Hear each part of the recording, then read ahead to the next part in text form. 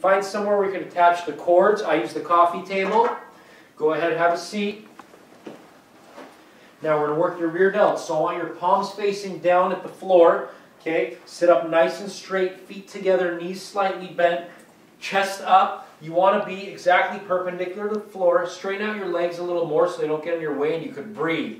Chest is up. Now, wrist is straight, not downward or upward. His hands, elbows, and shoulders are all lined up. It's not down or up too high. Go ahead, come, bring it in. Look at that. He's coming back to a 90-degree angle, squeezing his upper back and his rear delts, the back of his shoulder, his neck, his face. He's looking nice and straight. Go ahead, blow out on the way out, breathe in on the way in.